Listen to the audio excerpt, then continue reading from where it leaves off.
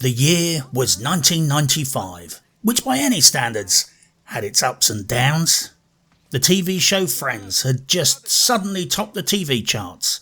The movie Judge Dredd had just shat all over the legacy of one of the most excellent dystopian sci-fi comics of all time, violating canon, miscasting on a spectacular scale, and taking off his damn helmet.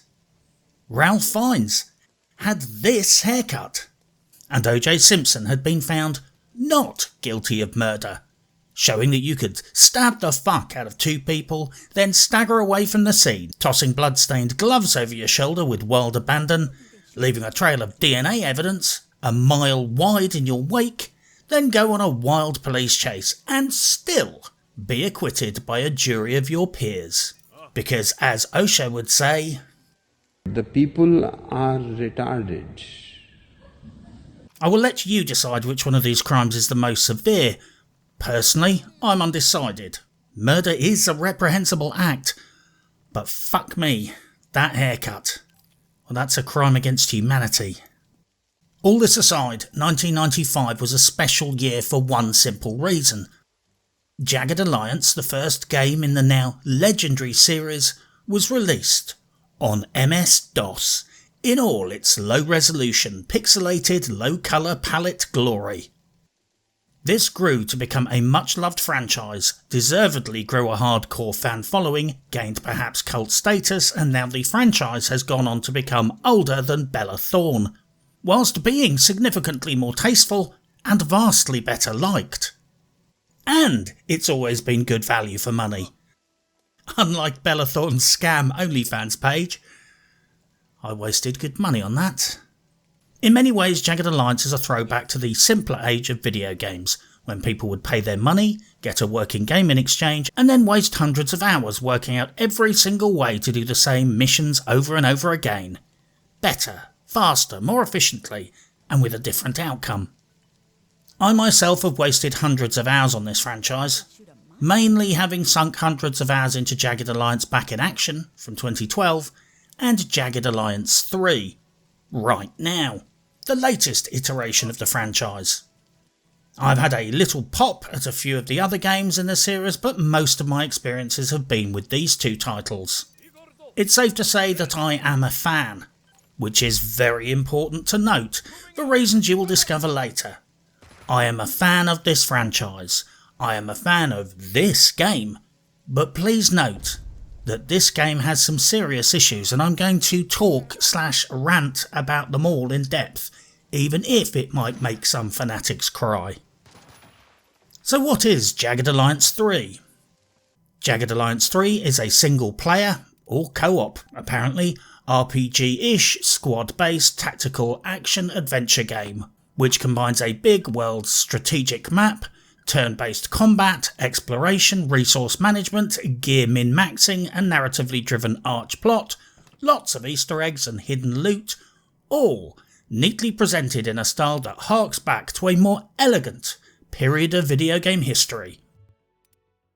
It's like the Mustang or Ford Capri of video games. The game plunges the player into the shithole third world African post-colonial failed state of Grand Chien, which is French for big dog apparently.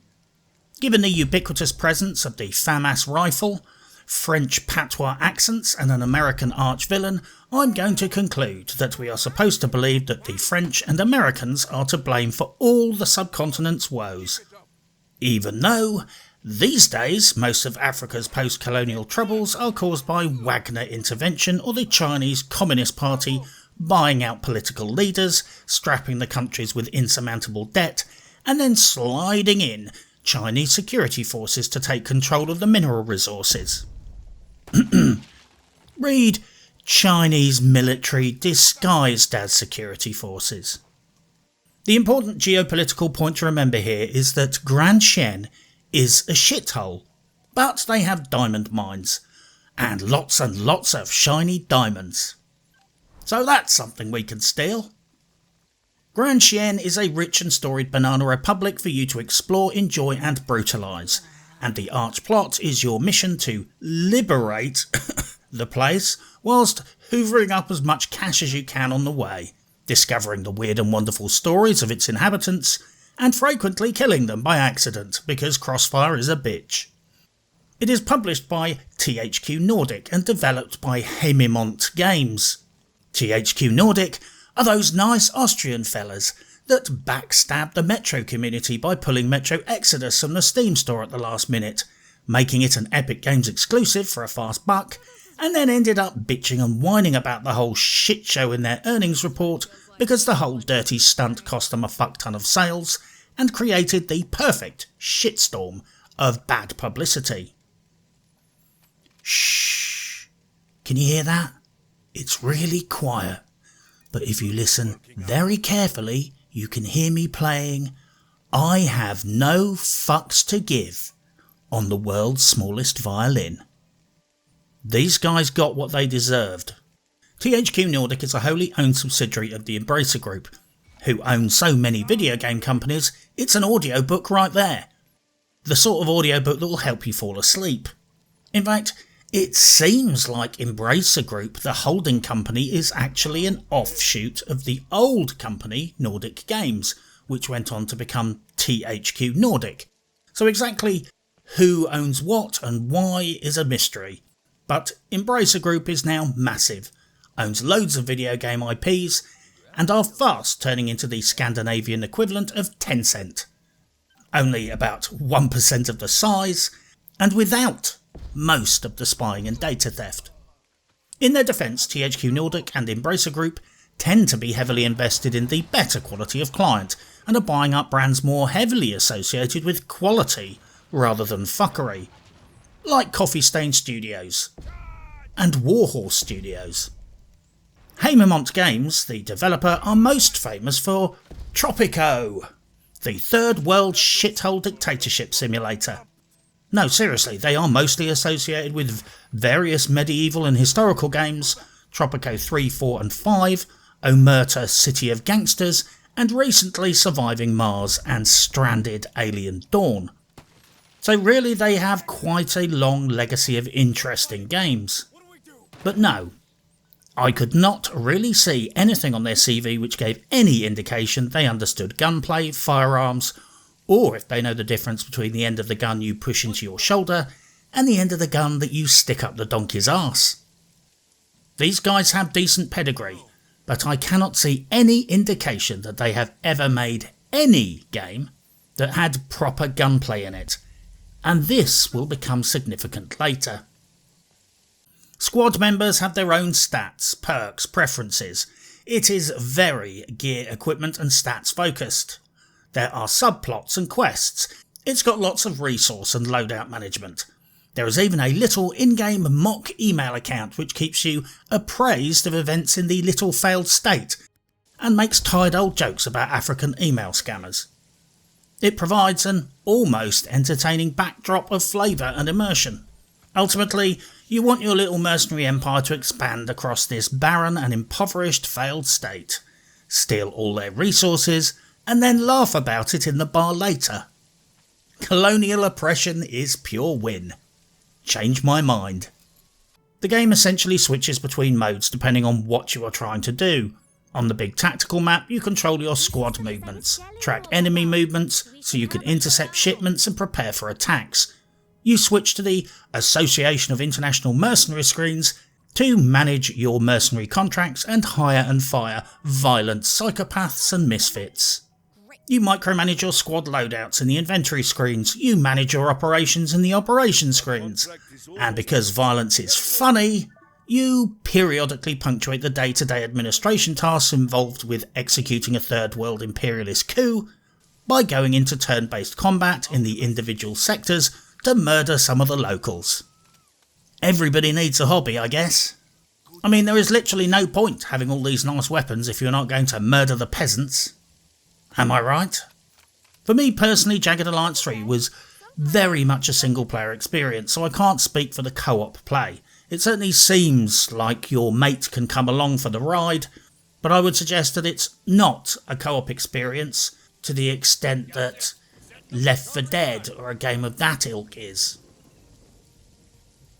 Disclaimer. / trigger warning. Hardcore veterans are no doubt going to see me doing stupid shit in the game footage.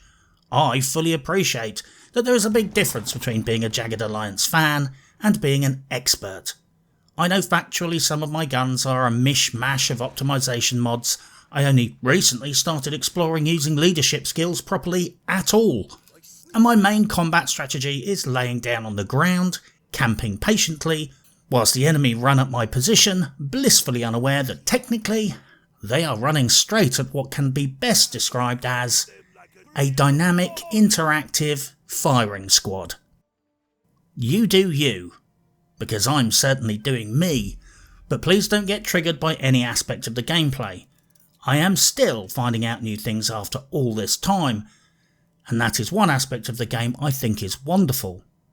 This game has quite a lot of deep mechanics. Admittedly, some of the mechanics are daft, but at least they're deep. So we have that to be grateful for. Functionality and fuckery. Commercially at least, this is an entirely fuckery-free scenario. It works at launch, no serious bugs, clocks in at about 40 quid, and has no microtransactions that I could see. The only loot boxes in the game are actually in the game. You buy them from an NPC for in-game currency, and they are really just a troll about monetization in modern video games. I heard some rumours that some of the quest lines might wig out if you do certain things in the wrong order, or bum rush certain locations early, but personally I've not experienced this. And if I have, I was certainly at least not aware that it was happening to me. The options are significant in their scale and scope. There are no doubt certain gripes I have with this game that could possibly have been solved if I spent enough time in the options fiddling with the gameplay settings, hotkeys and all the other paraphernalia they have there. It's extensive. So extensive in fact that I figured out that griping about stuff would be a more efficient use of my time than trying to fix the problems. Go me! It's also worth noting that this game is mod-friendly out of the box, so credit to the developer and the publisher for this. Generally, the UI is very well thought through. It operates at multiple levels: the tactical map, the merc management screen, the inventory, the game's real-world battle maps, e.g. every square on the map is a cell, which can be physically explored or fought over at ground level. And you can navigate between all of this very quickly and seamlessly once you get the hang of it. One of my bugbears in video games is that I hate UIs where a specific icon will be a button you can interact with in one screen, but in another screen, clicking on the same button does nothing. Here, there are multiple ways to track from A to B, so you can quickly play fuck around in the inventory screen mid-battle, or lift up from the tactical map to fiddle around and then drop straight back down into the real world. It seems like a petty compliment, but you would be unamazed at how often companies fuck this up in the age of shithouse low-effort PC ports. In fact, I almost failed to mention this at all because it's one of those things like plot structure in movies. It never even enters your consciousness until someone gets it wrong and you suddenly find yourself staring at the screen and thinking, well, that doesn't make sense. Generally, the UI is a masterclass in efficiency apart from the odd thing. Like I never managed to work out a way to select specific squad members with hotkeys. I had to tab through them or click with the mouse. I also occasionally screwed up due to contextual hotkeys. The combat maps are multi-level, and the level flipping was sometimes such a pain that I eventually learned the hotkeys to cycle through them just to save myself from wearing out my mouse. Maybe I'm doing something wrong, maybe there is a way to change the setting, but the UI had a malicious urge to bounce back to the height and location of the next merc I selected, forcing me to cycle back up through the level so I could move them to the desired location and elevation. The gun balancing is, well, such an issue that I'm going to have to talk about it at length later. Let's just say that this is the sort of game where shotguns spread buckshot in a 90-degree cone. Assault rifles are piss weak and low damage, like an SMG, even though some of them use the same 7.62 NATO rounds as the fucking sniper rifles. Any gun that fires on full auto does a fraction of the damage per bullet that a single shot weapon using the same ammo would do, and therefore you can rightly assume that a squad light machine gun gets butt slammed by most of these gun balancing problems. Like I said, more of this later. The game systems make this all technically synergise into decent enough gunplay, by mid-game at least, but yeah, if you are looking for a milsim, I would suggest a video game that is more scientifically realistic, like GTA 5 or Pokemon Go. Two big gameplay bugbears that stood out for me were these. You can't deconstruct knives, for no logical reason. Being a non-melee player with finite carrying capacity, this just meant that I left a little snail trail of stashed knives in my wake. What was this decision for? My other issue is that the enemy NPCs deployed a mortar indoors and successfully mortared my position through a whole battle. That was unpleasant. The AI is a real wildcard on a battle-by-battle basis. Sometimes it's really smart, sometimes it's really not. Let's just say that despite all of this talk about an impending AI singularity moment being imminent, based on this game at least, I'm not particularly worried that Skynet is going to be taking over anytime soon. The militia AI could sometimes behave like kamikaze fools. Sometimes they position, flank and do nice stuff, but sometimes they will see a guy with a melee weapon and close the distance, literally throwing away the advantage that distance confers, closing the gap and inviting the repeated stabbings that they rightly earned. The main and most significant functionality issue I had with it was this. It seems to be using way too many system resources. I'm frighteningly non-technical, but it certainly seemed like it was thrashing my graphics card. I have a fairly decent rig and above average graphics card, and I'm running it in 2.5K with frame rate capped at 60 FPS, but sometimes the game behaved like it was literally an FPS game. I'm talking howling cooling fans and stutter. This is an isometric top-down turn-based strategy game. There is no way on God's green earth that it should be stressing anything at all, let alone the graphics card, unless those tiny little sprites on your screen are loading up at full close-up graphics resolution and it's all been very badly optimised or not optimised at all. I'm not smart enough to work out what is wrong here, but something is wrong. If I fired up 3D fucking chess, I would not expect to hear my fans cycle up. My bet is that it's the same problem that plagues Ubisoft games. Even though characters might only be 5mm high on your screen, in the background of your computer, they were each packing a full high-resolution graphics pack whilst they were running around. The combat. What the actual fuck? The turn-based combat is perversely obsessive, sometimes ridiculously fickle, and periodically downright infuriating. Some elements are brilliant. Your squad spawn locations change based on whether you are defending or attacking, plus this is modified by the direction from which you enter the cell. E.g., there is a north, south, east and west spawn location. The enemies that attack you similarly come from the direction that they are attacking you on the strategic map. On top of this, there are a lot of destructible elements on the maps.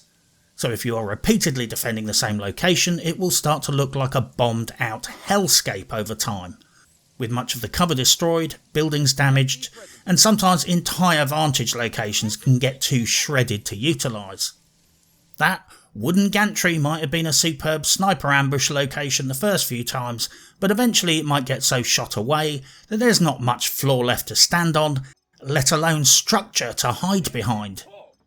And yes, RPGs and explosives can sometimes take out a whole floor, dumping your team down into the floor below, XCOM styley. To put this all in perspective, in one particular battle, where I got a little bit carried away with the explosives, I managed to destroy half of a house. I enjoyed doing that. It's worth noting that courtesy of the hardcore Harry Pottery going on with the gun mechanics, be very careful about which weapons to destroy and which ones you keep. Essentially, whilst there might be guns that you consider to be the best initially, there will come a point where your paucity of ammunition requires you to switch out to less optimal weapons because you're sitting on a ton of unused ammo, whilst your favourite guns are running dry. I would note that this is yet another reason to lean heavily into high alpha damage single shot weapons in order to conserve precious ammo, but even doing this you will sometimes start running short of certain caliber rounds, and this problem is further compounded when you decide to fire up a second squad. You start backfilling your roster with new diversity hires who will show up charging 20k a pop, but will expect you to provide all the weapons, ammo and body armour.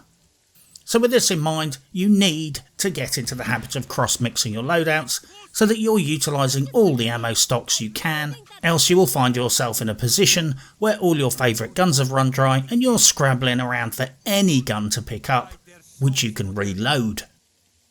With all this in mind, it is worth noting that, counterintuitively, the Winchester 1884 lever-action rifle chambered in 44 pistol rounds is, without any irony, probably the best all-round sniper rifle in the game.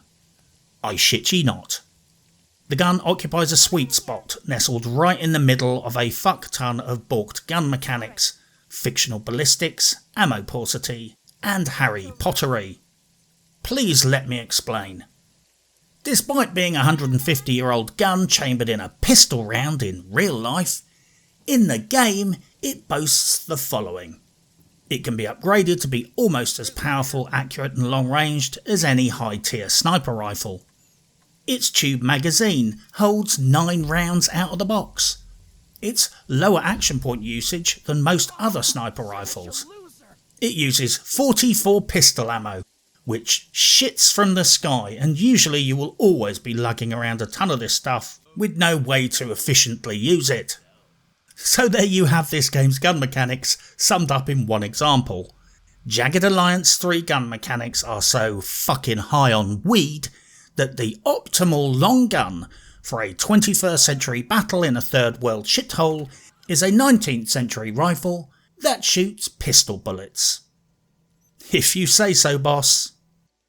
The random number generator issues are legion. The sad fact is that a lot of combat is about dealing with RNG by stacking the odds in your favour.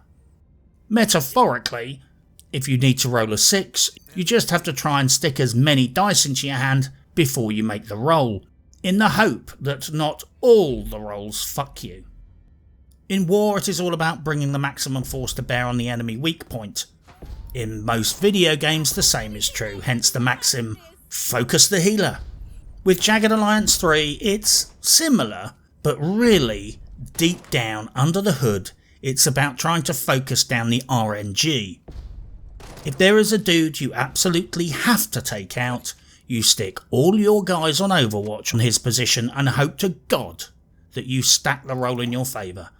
Because I am not shitting you when I say the RNG is so blisteringly awful in this game that periodically you will get your whole squad to take the same easy, close range shot, and one by one they will all miss in turn and you will start losing the entire fight. And this brings me neatly on to a critical annoyance with the combat in this game. Sometimes they will all miss, which is very infuriating. But even worse is when the first shot takes the guy's skull cap off, ergo every other guy assigned to Overwatch on that position has basically now wasted their turn. Combat, like many things in life, is about managing risk, but in Jagged Alliance 3 it does not feel like that. It feels like you have to stack up defences against shitty RNG. I should be able to stick 2 veteran dudes on Overwatch on that rusher and get to work on the rest of the enemy, but instead I have to set most of my guys to cover the bum rusher because if RNG fucks me, he will jog right through the gunfire and start chopping up my dudes for no other reason than Jagged Alliance 3 rolls with a slightly melted and lopsided 27-sided dice and sometimes likes to cheat the roll when your back is turned. The enemy, however, doesn't seem to have the same problems, FY fucking I. Their mortar guys seem to hit my guys right on the top of their steel helmets, even if they're behind cover, hidden, in stealth, moved. Amazing that. Never seen the enemy miss me with a mortar, or a 40mm grenade. In fact, this was a curiously annoying point of order. Frequently, my whole squad could miss a slam dunk hit on a dude, one after the other at close range and with high skill, and when the turn was over, their dude with a new tube would miraculously blind fire a 40mm grenade across half the fucking map and land it in one of my guys' eye sockets with the precision of a heat-seeking missile. This just does not stack up. And this creates a critical problem with the player power fantasy. In most games you feel like you're improving your skills, gear and ability, and you then feel like you are becoming more effective. You feel like you are gaining a better purchase on the combat and getting better at inflicting your will on the situations. Not so here. In Jagged Alliance 3 you don't really feel like you are affecting control over the mechanics. It feels like you are just buffering against shitty RNG.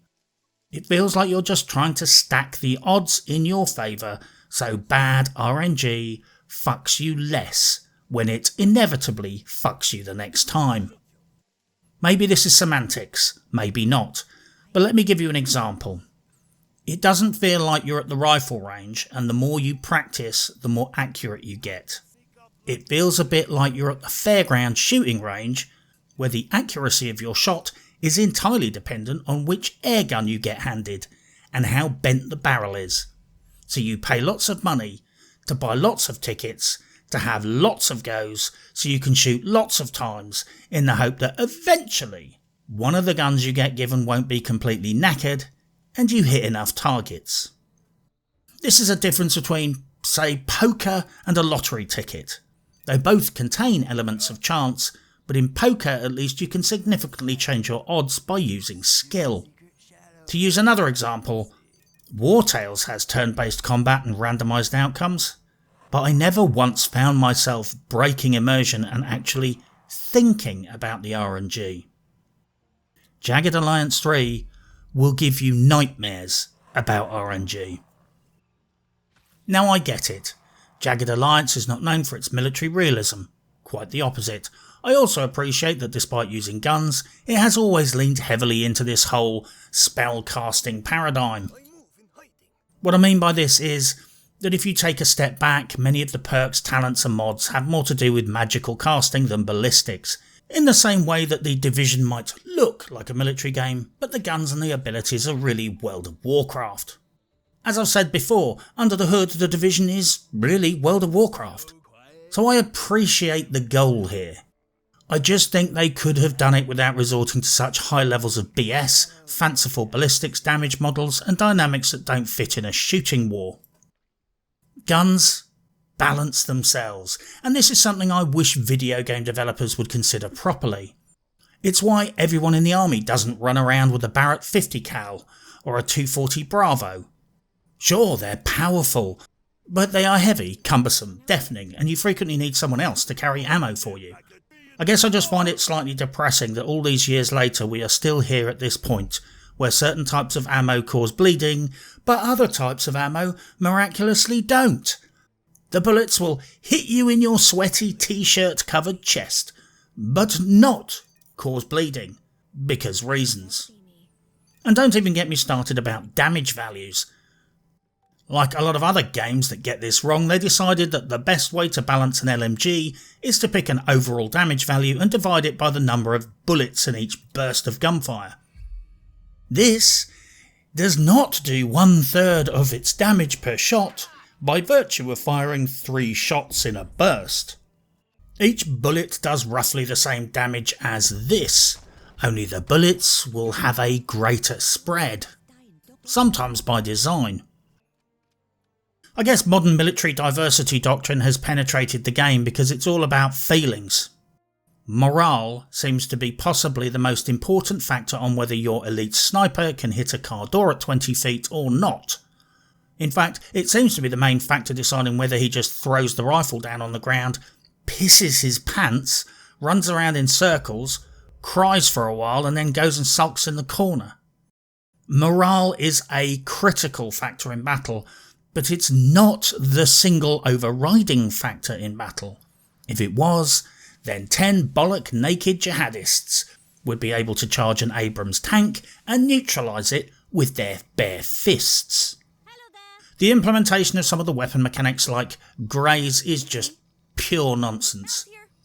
Basically, in partial cover or bad lighting conditions, bullet strikes have a chance to only graze the target.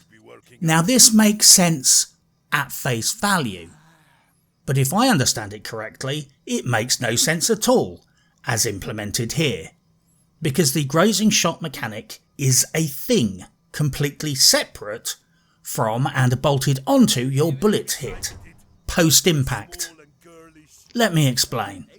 It's not like your chance to hit just reduces in poor lighting and through scrub, so that you're more likely to slightly miss the target and only graze it, which all makes perfect sense.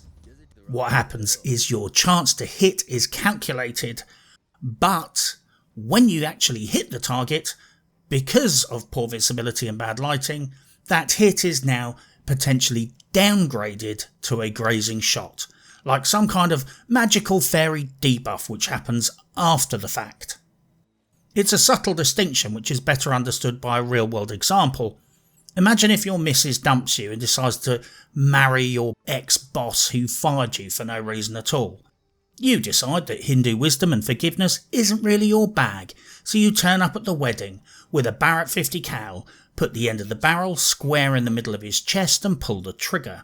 But instead of turning him inside out and filling the church with blood vapour, he just gets a bullet nick on the side of his foot. And your ex-missus explains, "You idiot! How did you expect to get a centre of mass kill at point blank range in this church? The lighting is terrible, it's smoky, and there's confetti flying around in the air." I'm sorry, but bullets don't magically deviate from their original trajectory 3 inches from impacting their target because it's a foggy day. You calculate whether they hit or miss, whether they are centre of mass or grazing shots, and leave it at that. You don't introduce some kind of post-processing mechanism so you can have second dibs at the damage calculation. The way it works here is like mist and bad lighting behaves like some magical cloak of protection. It's silly. But setting aside the Tolkien-esque Dungeons & Dragons weapon statistics in this game, one mechanic that, whilst being utter fantastical bullshit, is at least interesting. This is the interplay between perk skills, weapons and weapon mods. E.g., they interact, allowing for some serious Division-esque min-maxing. Like with the marked perk, so basically you can use a certain laser marker on your sniper rifle, which means that a subsequent hit by another team member on the same target is an automatic crit. Combine this with different ammo types, perks, debuffs, and a filthy obsession with Overwatch, and you can very quickly find yourself lighting the enemy up like Christmas trees, debuffing them with bleed and burn effects, while stacking crits on them. Not a lot is going to survive that kind of barrage. And don't even get me started about the fun you can have when you get hold of an RPG-7 or a mortar all of your very own. Let's just say that I shredded a lot of loot needlessly because demolishing half a building to make a point makes a fucking point. I'm sorry to rant so incessantly about the minutiae of the combat mechanics because it can be good fun after you've played enough hours to acclimatise to the utter nonsense at work here and had your will broken by the Harry Potter gun mechanics to the point where you've just given up trying to make any logical sense out of any of it. I do appreciate that you need some degree of suspension of disbelief in any video game. I just felt like the mechanics are so daft at times that it knocked me out of the game. It broke my immersion and I found myself shouting at the screen and then having to reload the game because of some strange statistical anomaly or because some random Somali pirate ran through a hail of gunfire, dodged 20 bullets, and then wedged a grenade up my healer's arse. So what is my overall take on Jagged Alliance 3? Well, it's complicated, and probably best summed up by the following statement. This is a game that I can complain about all day long, but still enjoy playing for hours and hours. And I guess it's testimony to these guys that they can fuck so much up in a game and it still be enjoyable. Well done, I guess. It's actually worth reading through some of the reviews on Steam about this game because it says a lot about the players, the legacy and the fan base of the game.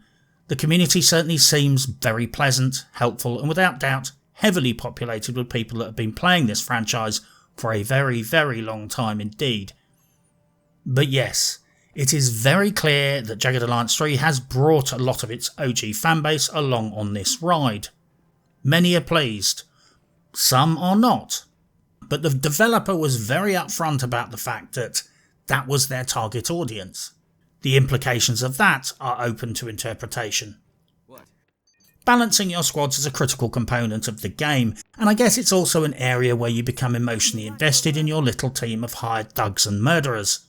You can have up to 6 mercs per squad, and whilst in certain circumstances you can move multiple squads in the same area and fight with both simultaneously, for the majority of the time your squad needs to essentially be a little standalone self-sufficient unit. So each squad basically needs a mechanic to lockpick and hack devices, an explosives expert so you are not constantly being battered by landmines or having your nuts blown off every time you loot a booby-trapped box. You need a decent medic to optimise your healing resources and cure your teammates from bullet aids. Preferably a high strength character to crowbar open doors, because smashing stuff open is fun. Someone with high wisdom so you don't bimble around like a bunch of dumbasses, missing clues and generally failing to comprehend the world around you. Personally, I'm a massive fan of stupidity, but sadly in this game it's not really tolerated. Oh, and the rest of the spots should be backfilled with people who can shoot relatively accurately, subject to how hard the shitty RNG messes you about. Now add to this that you can use your dudes with high stat values to train up the other mercs during timeouts between activities, so you can boost up the individual stats, and dear God, you want to do this as often as you can. I do think there is a slight meta issue with the game. I'm sure that the ingenious people of the internet have discovered and developed infinite ways to beat this game, like run and gun shotgun hobo builds, super stealth melee builds, and a plethora of other tactics that involve standing up. But personally, I felt there was a heavy lean into certain unavoidable metas. Ammo is scarce, so obviously high alpha damage single shot rifles are godly. They use the minimal amount of ammo, have the longest range, and do the most alpha damage. Similarly, I could simply not see the point of not stacking the heaviest armour I could get my hands on, camping in Overwatch, stacking agility for action points. And likewise there were certain perks that seemed automatic. Boosting healing from a medkit, plus 20% health, 20% less explosive damage when prone. You need a very good reason not to take those perks when you're being pinned down by dudes with LMGs, whilst their cuz is spamming RPG-7s at you. There is, notably, no weight management in this game, figuratively or literally. In some games I almost damn well demand it, but here, strangely no. I think it was right to skip it in this instance. Playing survival games, especially single player or first person, it should be a law to have weight management.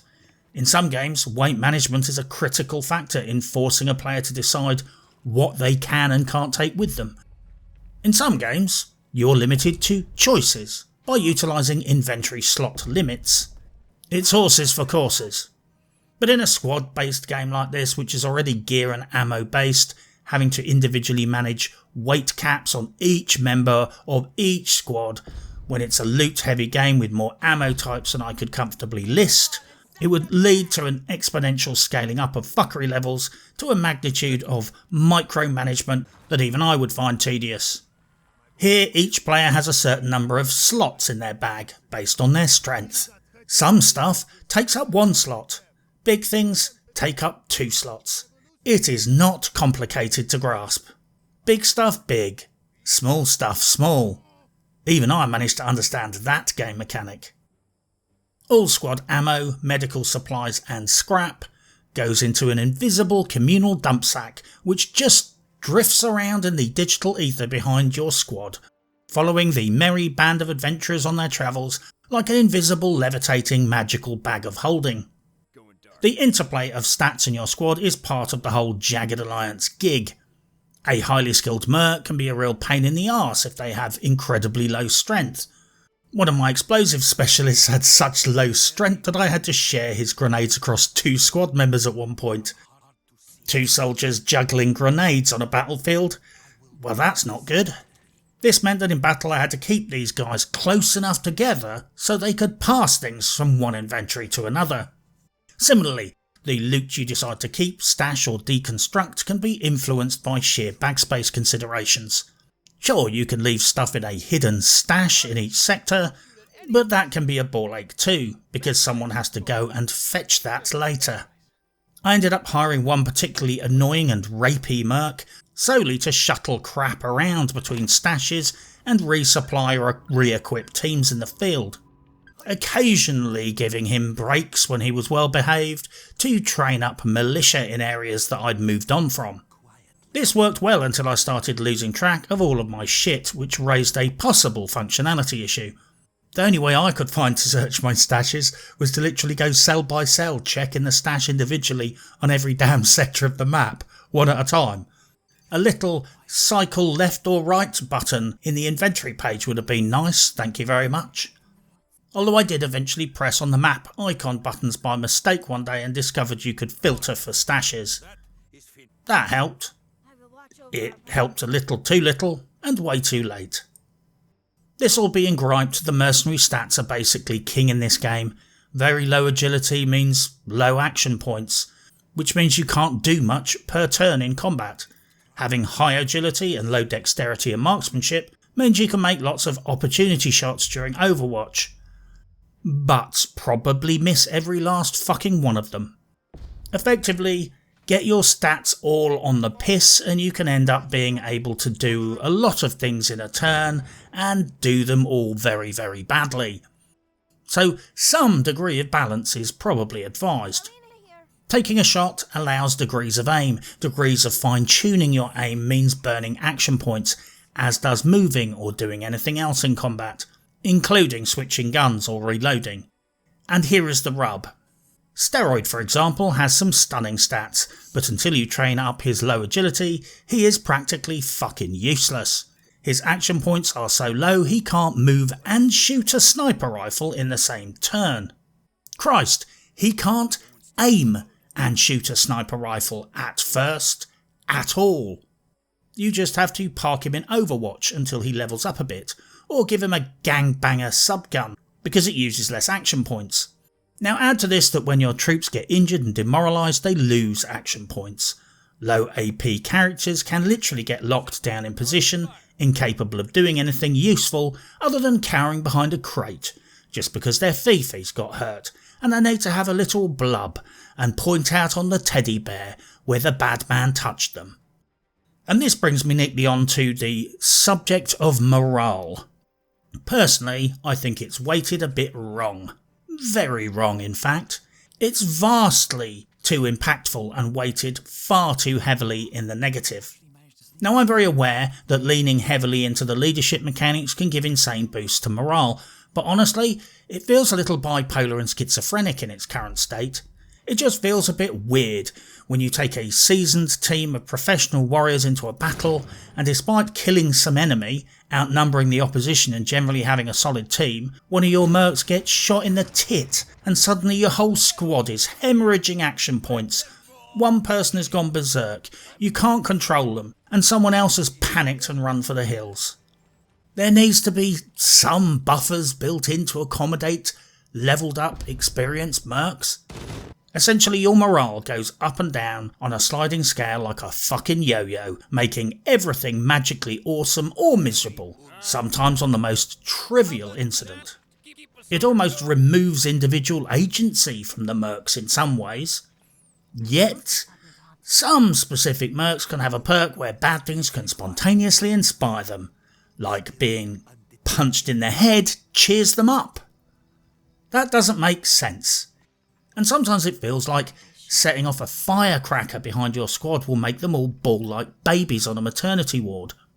Like I said, I'm sure I'm not leaning heavily enough into the leadership stats, but even so, I had one battle where I was essentially dominating, but because of a little bit of team damage, which was under control, my team started to wig out and shit down their trouser legs and turn the fight against me, leading to a domino effect of bad outcomes. Basically, I wasn't exactly losing the fight because my team was freaking out. I was winning the fight initially, but because my team kept freaking out for practically no reason, I almost lost. High morale in combat does not turn dumbass recruits into super soldiers, nor turn seasoned veterans into dumbass recruits, and it certainly doesn't turn on a dime because one team member gets killed, let alone injured. Despite the heavy lean into the meta, some of the perks make an incredible difference to how you operate your squad. It's sometimes easy to take them for granted mid-game, but it's the little things like automatically reloading at the end of Overwatch that can keep your guys in the fight. Not being able to shoot every 5 turns because you need a little tummy rub and a timeout for a reload can reduce your squad DPS significantly. Similarly, 20% explosive damage reduction when prone is particularly useful when you get bum rushed by grenadiers or you fuck up your grenade throws as often as I do. I would however note that sometimes I just couldn't help but get the feeling that there was something slightly wrong with the combat. You know how in the XCOM reboot on the harder levels the AI would literally cheat? Or how in Age of Empires the AI map hacks and knows magically where you are? Sometimes I just found myself staring at the screen and thinking, really? Let's just say that the enemy AI is a damn sight more accurate with Hail Mary submachine gun fire from long distance than I have ever been capable of pulling off. I have never seen a turn-based combat system with so much computational factors, statistics and readouts that ends up just shitting out nonsense results. Although I would emphasise that the one stat you never see is a simple percentage chance to hit. That might be a clue to what's going on here. I shit you not, frankly I would rather they settled the hit chances with a 20-sided dice than with whatever is going on here behind the scenes, because for all of its high effort computational complexity, little mouse over boxes and readouts, the output does not appear to match the input. There is just something profoundly off with the combat calculation sometimes, like your character just sharts it and fluffs a shot that would literally be harder to miss. I'm talking point blank range and aimed carefully. You notice it less as your mercs level up and become superstars with expensive scopes on their guns, but it's like the scaling only sinks at endgame, and early game you have to deal with the fact that most of the time your mercs are drunk. The best way I can put it is this. It's not about the difficulty, it's about the fact that the AI seems to be playing by a different set of physical rules than you do. And I'm talking, there is one set of physics and calculations for the player and another for the enemies. Basically, I think they have given the AI a secret I sort of win a bit button as a quick fix for actually scaling difficulty correctly within the game engine. Because frankly, a lot of the time it feels like a game of chess where the opponent can sometimes put the pieces wherever they like, but you are still constrained by the rules. It's hard to explain or even fully understand what is wrong here.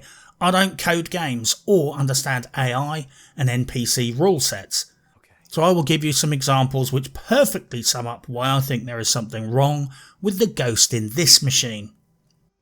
My guys are all partially behind cover, shooting with long guns and investing action points in each shot, and they can't hit the side of a fucking barn. One time my guy was trying to shoot an enemy at about 2 meters, and he's my designated bloody marksman. I take aim, press shoot, and he momentarily points the gun towards the sky and fires into the fucking air. Early game at least, my guys laying down, aiming carefully with long guns can't match the accuracy of these third world jihadi squatting fart knockers at medium range, when they're jumping around and shouting like the fucking helicopter scene in Black Hawk Down. They are larping around with one finger in their ear, a rusty 9mm pistol in the other hand, and somehow getting 3 hits on my guys for every 1 shot I get on them. Now, this is nothing to do with what is technically defined as difficulty. If the same physics rules were applied to both sides, I would at least be hitting them slightly more than they hit me.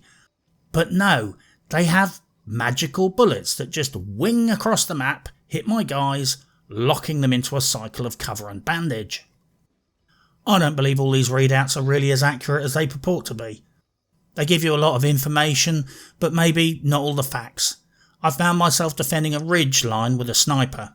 The readout was telling me that I had perfect line of sight and everything in the world was copacetic. But when I shot, my bullet just thwacked into a little rock in front of me. When the enemy shot back with his homemade workshop Colt 45, he had no problem hitting me. And just to see how long this could go on for, I tested it, and it happened 4 fucking times in a row. Now this forced me to conclude that there was one of 2 things going on here. If that terrain obstruction was real for my sniper, then for some reason the game engine was letting the enemy ignore its existence. Or even worse, the enemy NPC was just being allowed to magically hit me regardless of the game physics and was getting a hall pass on the collision model.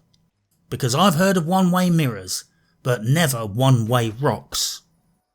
And just to test out if I was missing something or just not wearing my tinfoil hat enough this week, I decided to test my little theory. I made a custom mercenary and maxed out marksmanship, dexterity, and just for good measure, agility. At 85 a pop. This was the best I could do with the new character. I kitted him out with a Gewehr 98 sniper rifle with a suppressor and scope. The useless fuck still couldn't hit the side of an ambulance if he was inside holding an MG42 and rolling around firing on full auto. Okay, it wasn't quite that bad, but it certainly wasn't great. He certainly wasn't low top tier marksman. He was just a bit better than the other dullards. In fact, if I had to sum up my typical infuriating scenario with Jagged Alliance 3, it would be the following situation that I have watched play out multiple times. I set up all my squad on Overwatch lying down, covering a corridor or choke point. I aggro the enemy. As predicted, the enemy ingrates come bumbling around the corner into the kill zone one by one, finger in ear, 9mm held canted and slightly above head height, doing their best impression of a Somali pirate on shore leave, shooting up the marketplace. And what do you think happens next? Because you would rightly assume that said idiot would die instantaneously in a hail of gunfire from my carefully prepared ambush executed by 6 trained mercenaries. But not really. Not always, but certainly too often. They just come round the corner, face plant into the kill zone, all of my guys miss their shots, and the guy just starts putting a round or 2 or a grenade into the fucking group. One time I did this, and 2 guys managed to run right through a barrage of gunfire right to the back of my team, perfectly untouched, and started stabbing people. There is something inconsistent with the hit chances and maths here, and it is inconsistent with the game's own alleged physics. Like someone has just fudged the enemy AI to give them a percentage chance of magical hits, just because reasons, just to keep things exciting, because doing the homework properly was just too much effort. Like I said, this tends to fade away at higher levels, but for a new player on a first playthrough, it was pretty infuriating watching these third world militia idiots do bullet time dodges in front of a firing squad. And this all forced me to a miserable and curmudgeonly conclusion, even by my miserable curmudgeonly standards. I think the reason they don't give you a clear percentage chance to hit is because if they did, it would be too bloody obvious that something is balked here. If people had an accountable percentage chance to hit on their screens, players could audit that. They could run tests and work out what is really going on. I think they have some compounding variables, maybe some bodged maths, or just couldn't figure out how to scale the combat properly, but they hid the percentage chance to hit, which to me at least means they don't want anyone to see if they're cooking the books. I was going to mention the crazy boss that seems to have a health pool of 1,000 hit points and can survive multiple headshots and repeated bombing, but I've already laboured my point. The combat mechanics are a bit shit, and claiming that this has always been the case in previous Jagged Alliance games does not constitute an excuse. There's also the grave issues with the gun mechanics themselves. In the past I was prepared to forgive Jagged Alliance for its absolute nonsense gun mechanics and spectacularly inaccurate firearms nonsense. Well, it's not the past anymore, it's 2023. Gamers have spent a decade watching Paul Harrell, Malfunction. Forgotten Weapons, Grand Thumb, and Kentucky Ballistics, trying to blow his head clean off by firing shady slap rounds out of his pipe bomb. Pipe rifle. 50 cal. People who play video games with guns are vastly better educated than they used to be in the days of yore. Let's face it, we're living in the golden age of the keyboard gun warrior, where even the average gamer has a basic grasp of ballistics and firearms these days. So having a 9mm pistol with a 3-inch barrel doing 15 damage is one thing, but if in the same game you have a submachine gun that fires 3 9mm rounds down a longer barrel and that does 8 damage per shot, this means that whoever balanced the guns is drunk, high, or a closet fucktard. Perhaps fucktard is too strong. Perhaps fucktard is not strong enough. The only reason you have a submachine gun with a longer barrel is to fire pistol caliber rounds faster, at a higher velocity, more rapidly, more accurately, ergo doing more damage and more damage per shot. Just because a gun fires at a faster rate, this does not mean each bullet is weaker. This is not a fixed sum equation. Firearms are not powered by CO2 gas canisters. To put this in perspective, my Gewehr 98 reboard in 7.62 NATO can't reliably shoot someone hiding behind a picket fence. Setting aside the fact that by very definition a picket fence is 50% fucking air, the material that is not air is about 2 centimetre thick pine. That's less than 1 inch in colonial money. Now, had I known that very thin, unseasoned pine was so capable of stopping one of the most ubiquitous sniper rounds used in the West, I would have rushed out to the local hardware store and made myself a full set of NIJ level 4 body armour. It would be lighter than a Christmas tree, probably made of worse wood, and only cost a couple of quid. Sorry, but the fact this game does not let high caliber rounds tear through concealment and blow people inside out is a problem. And a picket fence is technically only 50% concealment and 50% gaps, so the fact this game tries to make it partial cover is lunacy. I get that this game isn't a sim, but there's some serious nonsense going on with the combat, and in this day and age, this shit should have been, as they say, updated for a modern audience. A modern, firearms literate audience, that is. I'm not talking about the wokies. Well, frankly, at this point, I reckon you all deserve a well-earned intermission. I originally wanted to keep this video short, but there's been so much to unpack here. Jagged Alliance is such a revered franchise, and I really wanted to deep dive into this game and unpack why it all feels a bit off, despite all its many merits. In part 2, I will go on to discuss the sorry state of comedy and writing in modern video games, and my overall thoughts on the sanitised state of this one. I'll give you a clue. It's something to do with ESG, cancel culture, and trying not to say anything that could even remotely offend anyone. But right now, I think I need to go and play some Starfield for a few hours. What can I say? I just find watching endless loading screens strangely relaxing. But for now, good luck and happy hunting. Yeah.